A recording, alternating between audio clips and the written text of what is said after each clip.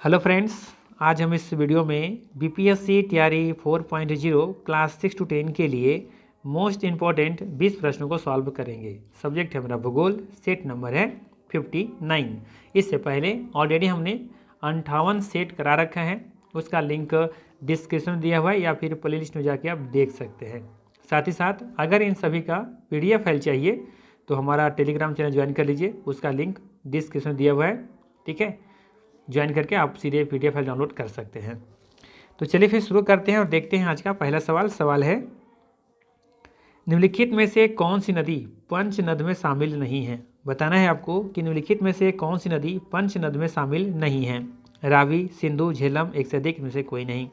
तो याद रखना है, दिए गए ऑप्शन में सिंधु नदी पंचनद नदियों में शामिल नहीं है। ठीक है, यहाँ पे बी ऑप्शन बिल्कुल ही सही है। ठीक है, ध्यान रखिएगा। यहाँ पे चिनाब, झेलम, रावी, व्यास और सतलज नदियों को पंचनद नदी कहा जाता है। ठीक है, अब देख सकते हैं यहाँ से ये सतलज है, ये व्यास है, ये रावी है, चिनाब है और ये झेलम है। इन 5 नदियों को क्या कहा जाता है? इन 5 नदियों को क्या कहा जाता है? पंचनद नदी। ठीक है, ध्यान रखिएगा। और ये पंचनद देखेंगे जो नदियाँ हैं ये सिंधु की सहायक नदियाँ हैं। ठीक है, चलिए अगला सवाल लेते हैं। अगला सवाल है, दक्षिण पश्चिम मानसून के समय आर्द्र पवनें कहाँ बहती हैं?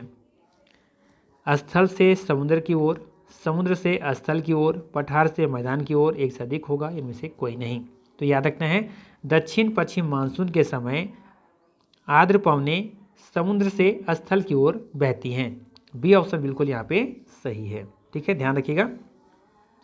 अब जब देखेंगे कि दक्षिण पश्चिम मानसूनें जब चलती हैं यहाँ से, तो इस तरीके से समुद्र से स्थल की तरफ पवनें, आर्द्र पवनें ये चलती हैं। ठीक है, जिससे अच्छे खासी बारिश भारत में देखने को मिलती हैं। ठीक है, तो इसका सही आंसर क्या है यहाँ पे? B option. बाकी ध्यान रखिएगा, भारत में अधिकांश वर्षा दक्षिण पश्चिम मानसून के मौसम में होती हैं। ठीक है, दक्षिण पश्चिम मानसून की अवधि के दौरान नमी से लदी पवनें समुद्र से जमीन की ओर चलती हैं।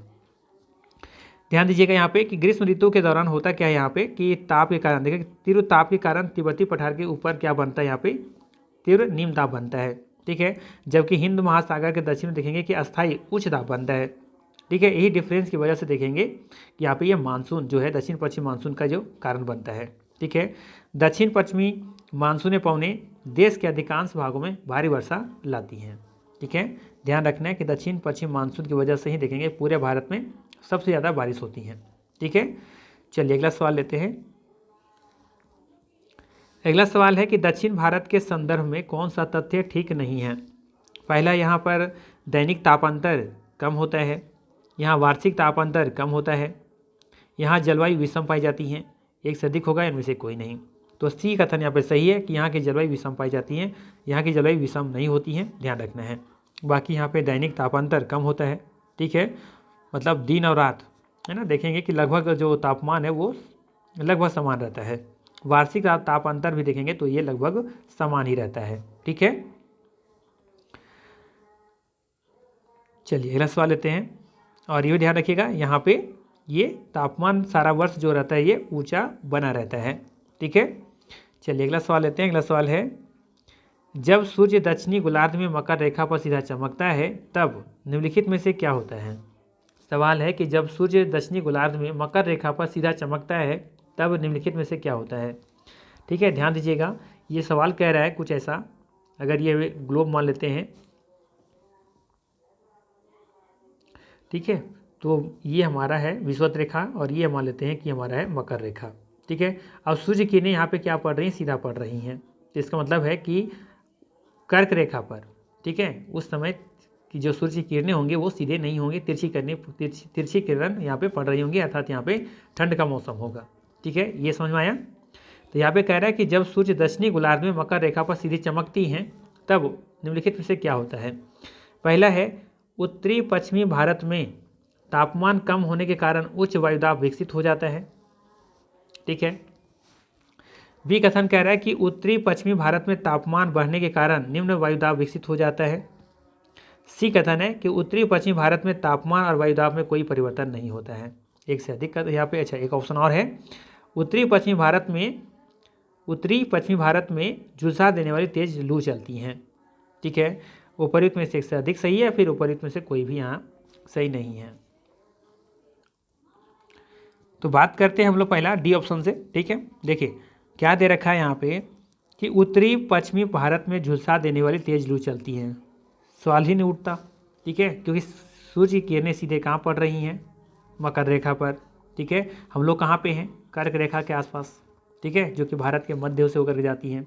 तो यहाँ पर जाहिर सी बात है, यहाँ पे अभी मौसम कैसा होगा, वहाँ पे ठंड का मौसम होगा, शीत का मौसम होगा।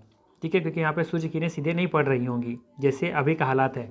अभी देखेंगे कि हम लोग के यहाँ पे क्या चल रहा है, ठंड का मौसम चल रहा है। इससे मतलब है कि यहाँ पे सूर्य किरणें सीधे तिरछा पड़ रही हैं। सीधा कहाँ पड़ रहा होगा, मकर रेखा पर। तो यहाँ पे कैसा मौसम है, ठंड है।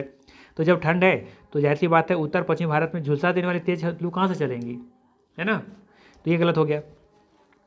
सी कथन है उत्तरी पश्चिमी भारत में तापमान और वायु दाब में कोई परिवर्तन नहीं आता। ऐसे कैसे हो सकता है ना। ये भी कथन यहाँ पे गलत है। तापमान और वायु दाब में कोई ना कोई परिवर्तन देखने को मिलेगा।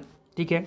बी कथन है कि उत्तरी पश्चिमी भारत में तापमान बढ़ने के कारण, ठीक है, तापमान बढ़ने के कारण, देखिए तापमान कैसे बढ़ सकता है यहाँ पे, उत्तरी पश्चिम भारत में तापमान यहाँ कैसे बढ़ सकता है, यहाँ पे बढ़ेगा ही नहीं, तापमान कहीं बढ़ ही नहीं सकता। ठीक है, तो यहाँ पे निम्न वायु दाब विकसित हो जाता है, ये कथन गलत है। ठीक है, और फिर है एक कथन कि उत्तरी पश्चिम भारत में तापमान कम होने के कारण, तो बिल्कुल यहाँ पे सही है कि यहाँ पे तो क्या होगा, तापमान कम हो जाएगा और उसकी वजह से क्या हो जाएगा, यहाँ पे उच्च वायु दाब विकसित हो जाएगा। अर्थात यहाँ पे एक कथन सही है। ठीक है, समझ में आया ये क्यों सही होगा। ठीक है, चलिए अगला सवाल लेते हैं। ध्यान दीजिएगा, यहाँ पे जब सूर्य दक्षिण गोलार्ध में मकर रेखा पर सीधा चमकता है तब उत्तर पश्चिम भारत में तापमान कम होने के कारण उच्च वायु दाब विकसित हो जाता है। ठीक है, चलिए अगला सवाल लेते हैं। अगला सवाल है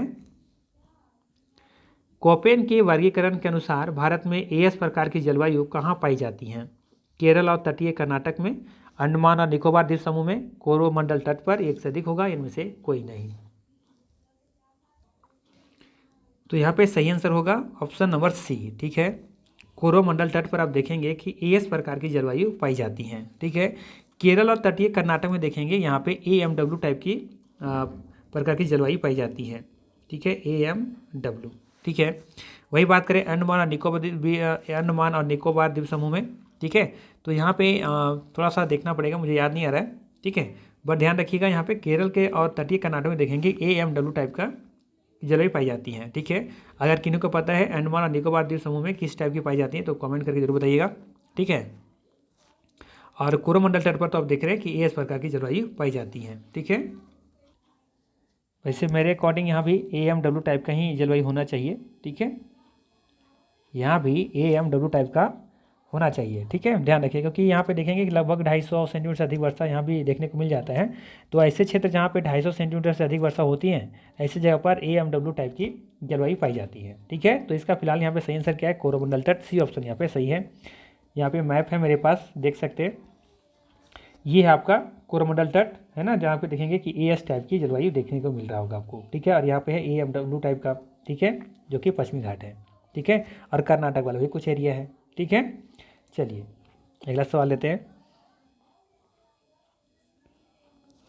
अगला सवाल है रबड़ का संबंध किस प्रकार की वनस्पति से है, रबड़ का संबंध किस प्रकार की वनस्पति से है, टुंड्रा, मैग्रोव, हिमालय, एक से अधिक, इनमें से कोई नहीं। तो ध्यान दीजिएगा, सही आंसर होगा यहाँ पे ई ऑप्शन, उपर्युक्त में से कोई नहीं। ठीक है, रबड़ का संबंध देखेंगे उष्णकटिबंधीय सदाबहार वनों से संबंधित होता है। ठीक है, आइए थोड़ा सा जानकारी लेते हैं। उष्णकटिबंधीय सदाबहार वन भूमध्यरेखीय और उष्णकटिबंधीय क्षेत्रों में पाए जाते हैं। यहाँ 200 सेंटीमीटर से अधिक वर्षा होती है और तापमान लगभग 15 से 30 डिग्री सेल्सियस तक होता है। सदाबहार वन घने और बहुस्तरीय होते हैं जो सूर्य को भूतल तक पहुँचने में रोकते हैं। पेड़ 40 से 60 मीटर की ऊंचाई तक पहुँचते हैं और इसमें अबनूस, शीशम, रबर, महोगनी, असीन कोना जैसे पेड़ यहाँ पे शामिल होते हैं। ठीक है, तो देखिएगा, तो रबर यहाँ पे आ रहा है। ठीक है, तो ध्यान रखना है उष्णकटिबंधीय सदाबहार वनों में ये रबड़ का पेड़ देखने को मिलता है। भारत में ये वन कहाँ देखने को मिलेगा, केरल में, कर्नाटक के पश्चिमी घाट में। ठीक है, उत्तर पूर्व के गारो खासी पहाड़ियों में और अंडमान और निकोबार द्वीप समूह में ये पाए जाते हैं। इस प्रकार हम यह निष्कर्ष निकाल सकते हैं कि रबड़ उष्णकटिबंधीय सदाबहार वनों में पाए जाते हैं या फिर संबंधित इससे है। टुंड्रा के बारे में बात करें तो यहाँ पे वनस्पति केवल कुछ काई और छोटी झाड़ियाँ उगती हैं। कहाँ पे, टुंड्रा वनस्पति में। हिमालय अपने चीड़ के लिए जाना जाता है और ज्वारीय वनस्पतियों में हवाई जड़ों वाले पेड़ यहाँ पे देखने को मिलते हैं। ठीक है, चलिए अगला सवाल लेते हैं। अगला सवाल है, सिनकोना के वृक्ष कितनी वर्षा वाले क्षेत्रों में पाए जाते हैं? सवाल है, सिनकोना के वृक्ष कितने वर्षा वाले क्षेत्रों में पाए जाते हैं? 100 सेंटीमीटर, 70 सेंटीमीटर, 50 सेंटीमीटर या फिर एक से अधिक होगा, इनमें से कोई नहीं। सही आंसर होगा ए ऑप्शन 100 सेंटीमीटर। ठीक है, ध्यान रखिएगा, सिनकोना के वृक्ष 100 सेंटीमीटर वर्षा वाले क्षेत्रों में पाए जाते हैं। ठीक है, ये ऑप्शन सही है यहाँ पे। चलिए अगला सवाल लेते हैं। अगला सवाल है, सिमलीपाल जीव मंडल निचय कौन से राज्य में स्थित है? बताना है आपको कि सिमलीपाल जीव मंडल निचय कौन से राज्य में स्थित है। तो याद रखना ये उड़ीसा में स्थित है, तो ऑप्शन यहाँ पे सही होगा। ठीक है, बाकी ध्यान रखिएगा और भी यहाँ पे हैं, जैसे देखिएगा शीत मरुस्थल हिमाचल प्रदेश में स्थित है, ये नंदा देवी उत्तराखंड, कंचनजंगा सिक्किम में है, मानस असम में है, कच्छ ये गुजरात का सबसे बड़ा क्षेत्र है। ठीक है, सुंदरवन ये पश्चिम बंगाल स्थित है, नीलगिरी तमिलनाडु और केरल ये दोनों जगह पर स्थित है, तो फैला हुआ है दोनों राज्यों में, और मन्नार की खाड़ी है कि तमिलनाडु में है। ठीक है, चलिए अगला सवाल लेते हैं। सवाल है, इनमें से कौन सी टिप्पणी प्राकृतिक वनस्पति जात और प्राणी जात के ह्रास का सही कारण नहीं है? सवाल है, इनमें से कौन सी टिप्पणी प्राकृतिक वनस्पति जात और प्राणी जात के ह्रास का सही कारण नहीं है? कृषि प्रसार, वृहत स्तरीय विकास परियोजनाएं, पशुचारण और ईंधन लकड़ी एकत्रित करना, एक से अधिक होगा, इनमें से कोई नहीं। तो देखेंगे सही जो ह्रास का कारण नहीं है ये सी ऑप्शन सही है। ठीक है, कृषि प्रसार तो है ही है। ठीक है, वृहत स्तरीय विकास परियोजनाएं लाने से भी होती हैं। ठीक है, सी ऑप्शन सही लग रहा है यहाँ पे। पशुचारण और ईंधन लकड़ी एकत्रित करना, ये देखेंगे कि प्राकृतिक वनस्पति जात और प्राणी जात के ह्रास का ये सही कारण नहीं है।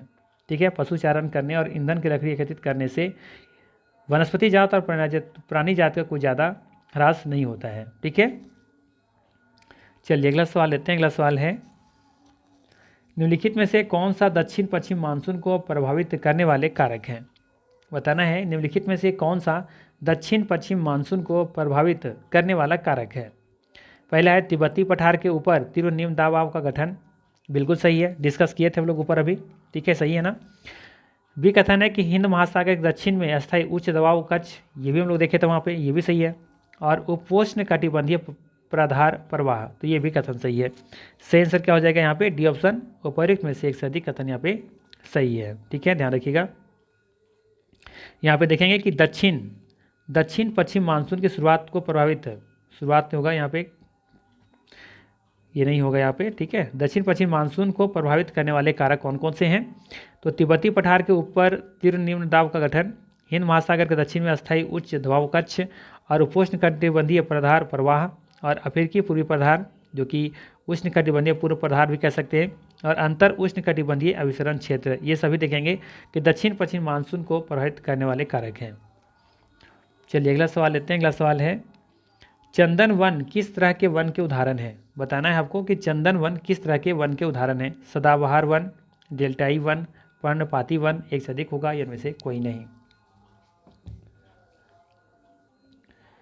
तो ध्यान रखना है, चंदन जो होता है ना, ये चंदन वन पर्णपाती वनों से संबंधित होता है, अर्थात यहाँ पे सी ऑप्शन बिल्कुल ही सही है। ठीक है, चलिए अगला सवाल है, भारत के निम्नलिखित राज्यों में से कौन सा अक्सर बाढ़ का अनुभव करता है? सवाल है कि भारत के निम्नलिखित राज्यों में से कौन सा अक्सर बाढ़ का अनुभव करता है? बिहार, पश्चिम बंगाल, असम। तो अब देखेंगे कि तीनों यहाँ बिहार, पश्चिम बंगाल और असम तीनों राज्यों में अक्सर ये बाढ़ का अनुभव करते हैं, अर्थात यहाँ पे डी ऑप्शन बिल्कुल ही सही है। ठीक है, चलिए अगला सवाल लेते हैं। अगला सवाल है, निम्नलिखित में से कितने भारत के जीव मंडल निचय यूनेस्को के द्वारा मान्यता प्राप्त है? सवाल है, निम्नलिखित में से कितने भारत के जीव मंडल निचय यूनेस्को के द्वारा मान्यता प्राप्त है? हम लोग जानते हैं कि भारत में जीव मंडल की संख्या कितनी है? 18 है। ठीक है, उसमें से कितने यूनेस्को के द्वारा मान्यता प्राप्त है? तो ध्यान रखना है 12। कितना? 12, अर्थात यहाँ पे बी ऑप्शन बिल्कुल ही सही है, ध्यान रखिएगा। 12 का यहाँ पे नाम दिया गया है। ठीक है, नीलगिरी है, ठीक है, मन्नार की खाड़ी, सुंदरवन, नंदा देवी, नोकरेक, पंचमढ़ी, सिमलीपाल, आज अचानक कुमार जो कि अमरकंटक नाम से जाना जाता है। ठीक है, ग्रेट निकोबार है, अगस्ता मलाई है, कंचनजंगा है, और ये कि ये पन्ना है जो कि मध्य प्रदेश में है। ठीक है। तो मान्यता कब दी गई, यहाँ पे वर्ष भी दिया गया है और किस स्थान पर है ये भी आप देख सकते हैं। चाहे तो इसका स्क्रीनशॉट आप ले सकते हैं, ठीक है, या फिर इसको PDF फाइल में तो हम दे ही रहे हैं, ठीक है। चलिए, तो ध्यान रखना है यहाँ पे कि भारत में सरकार के द्वारा स्थापित 18 बायोस्फीयर रिजर्व हैं जो कि प्राकृतिक आवासों के बड़े क्षेत्र की रक्षा करते हैं, लेकिन केवल 12 यूनेस्को के द्वारा यहाँ पे भारत में मान्यता प्राप्त है, ये ध्यान रखना है, ठीक है। चलिए, अगला सवाल है, भारत के सिंचित क्षेत्रों में कृषि योग्य भूमि निम्नलिखित में से किस कारण से लवणीय हो रही हैं। भारत के सिंचित क्षेत्रों में कृषि योग्य भूमि निम्नलिखित में से किस कारण से लवणीय हो रही हैं। तो ध्यान रखना है अति सिंचाई की वजह से। बी ऑप्शन बिल्कुल यहाँ पे सही है, ध्यान रखिएगा, ठीक है। बी ऑप्शन ही यहाँ पे सही है, ध्यान रखना है, कन्फर्म है कि बी ऑप्शन सही होगा, अति सिंचाई, ठीक है।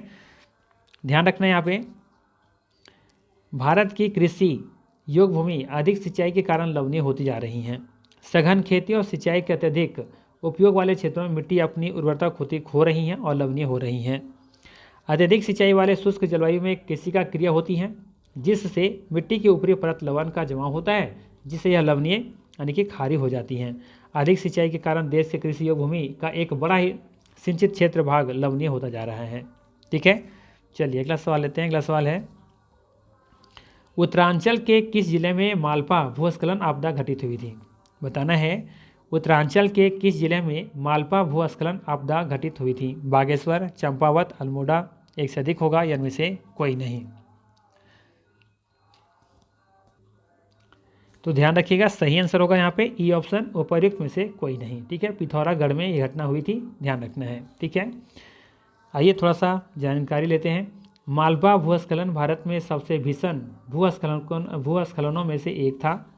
मालवा उत्तराखंड, जो कि तत्कालीन उस समय यूपी था, बाद में अलग हुआ था ना, इससे उत्तरांचल नाम से अलग हुआ था, फिर इसे बाद में नाम बदल करके उत्तराखंड किया गया। तो यह मालवा उत्तराखंड के पिथौरागढ़ जिले में स्थित है। 18 अगस्त 1998 को इस क्षेत्र में बड़े पैमाने पर चट्टानों के गिरने के साथ एक विशाल भूस्खलन हुआ था, ठीक है। भूस्खलन ज़्यादातर घाटी के ऊपर चट्टान की खड़ी ढलानों के कारण हुआ था, ठीक है। चलिए, अगला सवाल लेते हैं। अगला सवाल है, इनमें से कौन से राज्य में सर्दी के महीनों में बाढ़ आती हैं। बताना है, इनमें से कौन से राज्यों में सर्दी के महीनों में बाढ़ आती हैं। असम, पश्चिम बंगाल, केरल, एक से अधिक होगा, इनमें से कोई नहीं। तो याद रखना है, सही आंसर होगा ई ऑप्शन, उपर्युक्त में से कोई नहीं। तमिलनाडु राज्य में देखेंगे कि सर्दी के महीनों में बाढ़ आती हैं, ठीक है। क्यों होती हैं, क्योंकि यहाँ पर देखेंगे तमिलनाडु में मानसून के पीछे हटने के कारण कभी कभी नवंबर से जनवरी तक यहाँ पे बाढ़ आती हैं, ठीक है। चलिए, अगला सवाल है कि बर्फानी तूफान किस तरह की प्राकृतिक आपदा है।